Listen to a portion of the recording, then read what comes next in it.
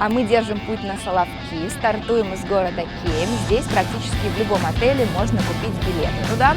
Цена за человека около 4000 рублей в зависимости от теплохода. Дорога у нас будет сейчас 2 часа, можно смотреть, какие прекрасные виды здесь.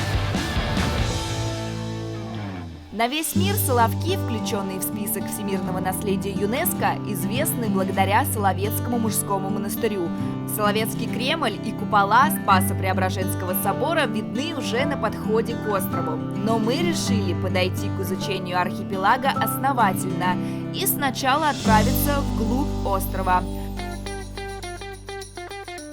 На чем еще можно пробраться в самое сердце острова, как не на легендарной буханке? Отправляемся в незабываемое путешествие на легенде российского автопрома. Не поверите, мы проделали большой путь, чтобы снова оказаться на воде. В коем-то веке я могу хлопнуть дверью. Обычно водители ругаются, говорят аккуратнее, тихонечко, а тут говорят посильнее хлопни. Метров 7, это, наверное, часа 3, да? Нет?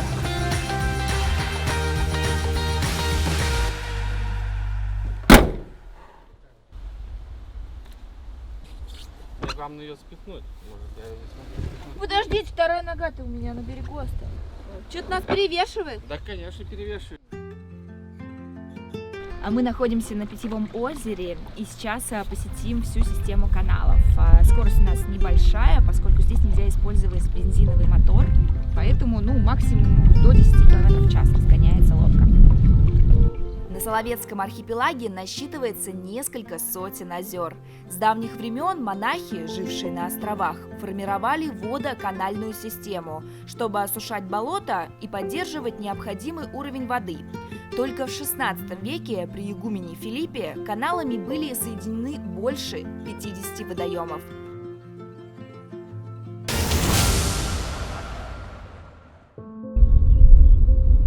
История архипелага хранит и другую, гораздо более тяжелую историю. В начале 20 века здесь формируется один из первых исправительно-трудовых лагерей для политических и уголовных заключенных. Здесь же проводились расстрелы узников по приговорам информационно-следственного отдела лагеря. Тела сбрасывали в общие могилы и засыпали землей. Захоронения обнаружены в 2005 году, а в 2006 году началось обустройство кладбища. Одна из памятных точек на карте острова – Секирная гора.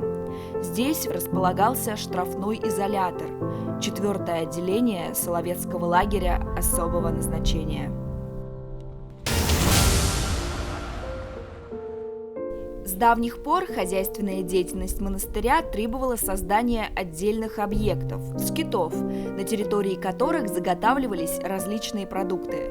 Так, к примеру, на Большом Соловецком острове были основаны скит на Секирной горе – ягодный, Саватиевский скит – огородный и Исаковский скит – рыболовный и сенокосный. К слову, монахи живут в скитах и по сей день. Тишина, красота, умиротворение. Крупнейшее озеро на острове, Красное, имеет рукотворное происхождение. Построенная монахами массивная дамба позволила повернуть ход рек на север и обеспечить Соловецкий Кремль проточной чистой водой.